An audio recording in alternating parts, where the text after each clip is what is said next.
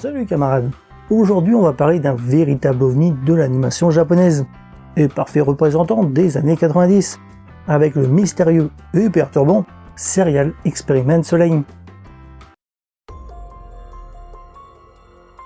Lane Iwakura est une collégienne introvertie qui vit une vie banale, jusqu'au jour où elle reçoit un mail d'une fille de son école. C'est déjà inhabituel pour la solitaire Lane. Mais surtout, la fille en question s'est suicidée il y a quelque temps. Quelque peu perplexe, Lane lui demande pourquoi elle a fait ça. Elle lui répond alors qu'elle n'est pas morte, mais qu'elle a simplement abandonné son corps physique, et que Dieu est là, dans le réseau. À partir de là, Lane se plonge dans le net en quête de vérité, et se retrouve prise dans une série d'incidents étranges qui la voient s'enfoncer de plus en plus profondément dans le réseau, et dans la folie.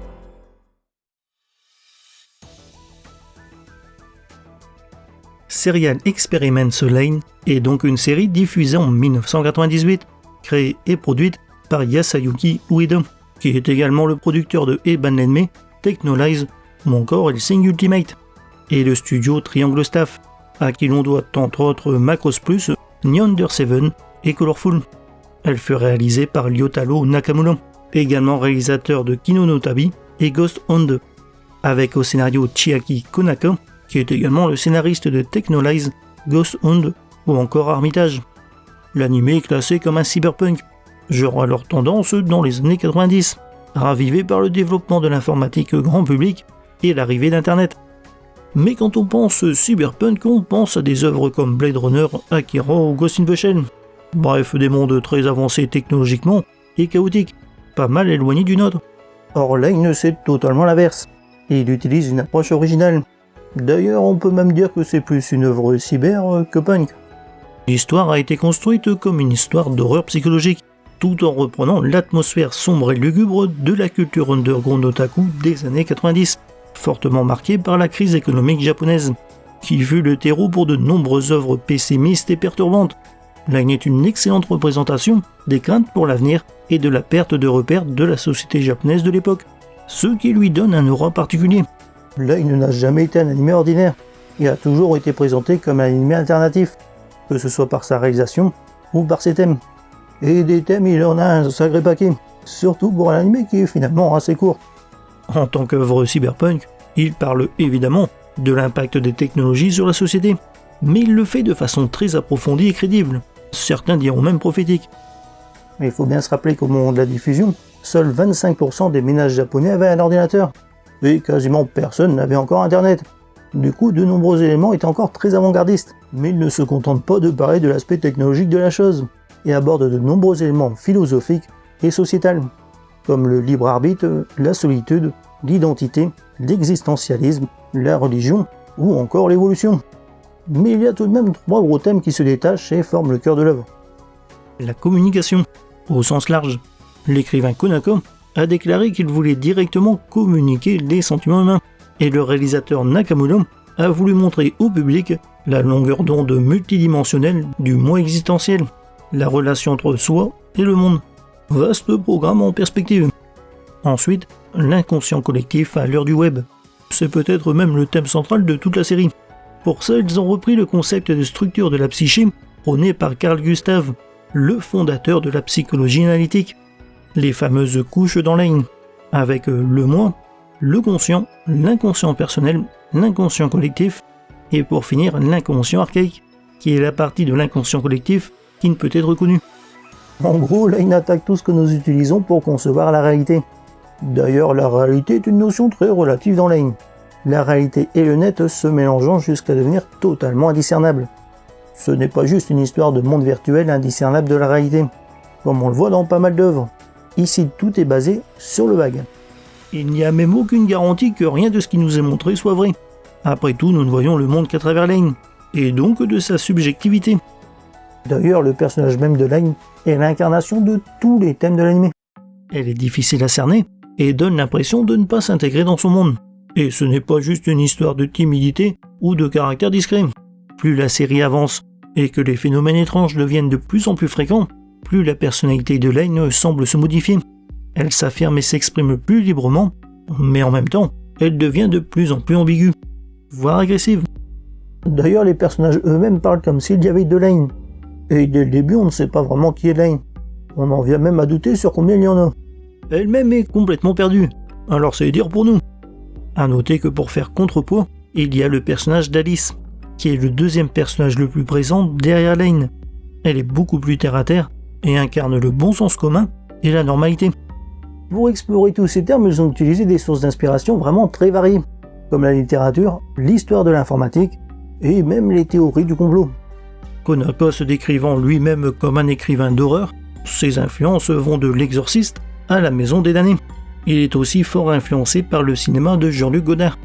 On trouve également des influences de Alice au Pays des Merveilles, avec même une référence à Proust. L'incident de Roswell est également utilisé comme exemple de la façon dont un canular pourrait affecter l'histoire, même après que la supercherie ait été démontrée, et créant des sous-cultures. Et comme tout animé cyberpunk, on y trouve évidemment une touche de Akira. Par contre, s'il y a pas mal de similitudes avec Evangelion, que ce soit dans ses thèmes, sa conception graphique, ou dans la ressemblance entre Rei et Lei, ce n'est qu'une coïncidence. Ils se sont toujours fort défendus de toute influence. D'ailleurs, Konaka n'avait jamais vu Evangelion avant d'avoir terminé le 4e épisode de Lane. Bref, tu l'auras compris, Lane ce n'est pas vraiment le genre d'anime que l'on regarde tranquillement pour se relaxer. Il demande vraiment pas mal de concentration et de réflexion, car le récit est très riche en détails. Servi avec un rythme très lent, voire même contemplatif, l'intrigue est extrêmement cryptique et mystérieuse. On se retrouve rapidement avec tout un tas de fragments d'informations. Mais comme dans Lane, rien n'est expliqué directement, c'est à nous, spectateurs, de faire le tri et de former nos propres théories. Chose qui est encore amplifiée par le faible nombre de dialogues. Clairement, tu ne peux pas juste regarder.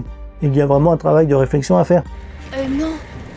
Moi, je suis là que pour regarder. Pour assembler toutes les pièces, il faudra regarder la série au moins 2 ou 3 fois, étant donné le volume d'informations et le fait qu'on n'a pas forcément les moyens de comprendre le dit élément la première fois qu'il apparaît. Et si pas mal de choses trouveront une explication, d'autres resteront au final toujours aussi floues, nous laissant libres d'interpréter à notre façon. Ainsi chacun peut avoir un avis différent, sans que l'un soit plus vrai ou faux que l'autre. Ça me rappelle pas mal le fonctionnement de Eban l'Ennemi, du même réalisateur, avec beaucoup de non-dits et d'interprétations personnelles. Le style graphique, le chara-design, l'histoire, le rythme très lent, ou encore l'ambiance tantôt paisible, tantôt pesante, tous ces éléments sont là pour nous perturber et nous perdre entre réalité et virtuel. Lane fut conçu dès le début comme un anime original et étrange, au point d'être considéré comme un projet très risqué, par Ueda lui-même, et on n'en doute pas une seule seconde, mais finalement ce fut une prise de risque qui se révéla payant, devenant le plus gros succès du studio Triangle Staff. Et de très loin d'ailleurs. Studio qui, pour l'anecdote, fermera ses portes 4 ans après Lane. Ce qui, par une étrange coïncidence, fut également le cas du studio Radix, qui fermera 4 ans après Eban l'Ennemi. À savoir que Lane, ce n'est pas qu'un anime. À l'origine, ça devait être une licence avec des œuvres qui se connectaient à travers divers médiums. Cependant, ce ne fut pas une grande réussite. Le jeu vidéo fut critiqué par son manque de gameplay, son interface maladroite, ses dialogues interminables, ce qui est quand même un comble quand on voit l'anime, son absence de musique et ses temps de chargement infiniment longs. Bref, rien n'allait, et il a sombré dans l'oubli le plus total. L'anime lui a reçu divers prix, pour sa volonté de remettre en question le sens de la vie contemporaine, ainsi que les questions extraordinairement philosophiques et profondes qu'il pose, obtenant une réputation d'anime culte, non seulement au Japon, mais aussi à l'étranger, ce qui n'était en réalité absolument pas prévu. En effet, Konata lui-même fut très surpris du succès de Lane hors du Japon. Si ses œuvres précédentes, comme Armitage en 1995, se sont plus vendues en Occident qu'au Japon, ils avaient été écrits en s'inspirant des films étrangers, et visaient ouvertement un public occidental. Alors qu'au contraire, Lane a été imaginé comme une œuvre purement japonaise, avec l'idée que l'histoire ne pouvait être comprise que par des Japonais. Ça va même plus loin, puisque Ueda déclarait à l'époque que Lane était une sorte de guerre culturelle contre la culture américaine et le sens américain des valeurs que le Japon a adopté après la Seconde Guerre mondiale. Rien que ça. Il a précisé plus tard qu'il avait créé Lane avec des valeurs qu'il pensait spécifiquement japonaises, et espérait que les Américains ne comprendraient pas la série comme le feraient les Japonais. Ce qui, dans son idée, amènerait une guerre des idées sur le sens de l'anime. Ce qui, l'espérait-il, amènerait une nouvelle communication entre les deux cultures. Et lorsqu'il s'est rendu compte que les Américains avaient exactement les mêmes opinions que les Japonais, il a été pas mal déçu.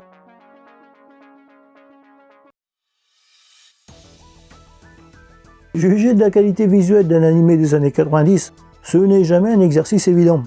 Surtout que ça n'a jamais été une priorité dans la production de Line. Et de toute façon, avec son statut de projet à risque, il n'avait de toute façon pas le budget pour faire des folies. Et pourtant, ils ont su retourner ce désavantage pour en faire une force. Si les arrière-plans sont vides et que le design général est très épuré, ça suit parfaitement avec l'atmosphère étrange de l'œuvre.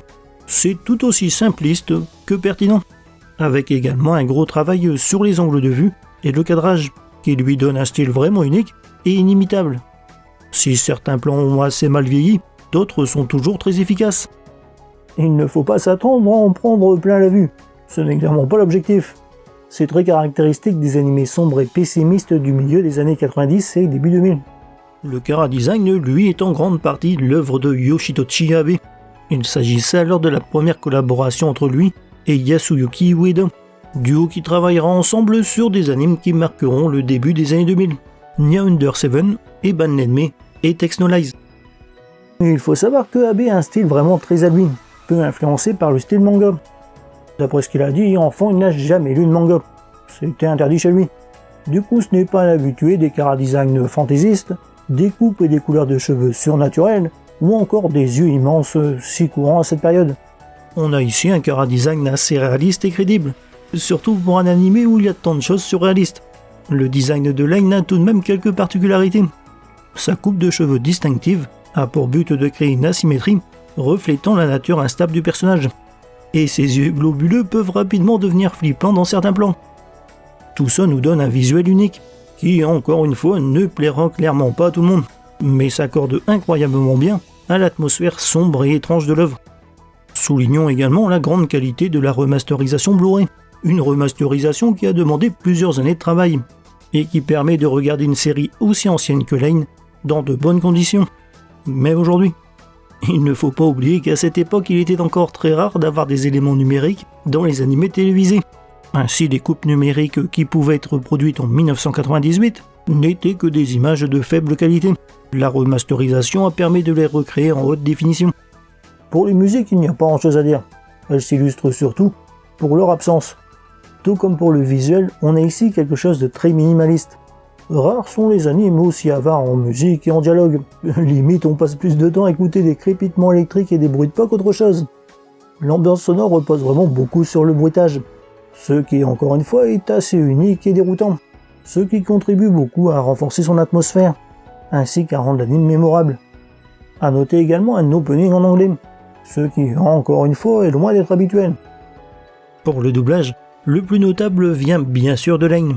Il faut savoir qu'elle est interprétée par Kaori Shimizu, qui, alors âgé de 15 ans, signait son premier rôle. Et ça n'a clairement pas dû être facile vu tous les sauts de comportement du personnage. Il a même fallu utiliser plusieurs typographies différentes dans le script pour qu'elle sache quel type de Line elle devait jouer.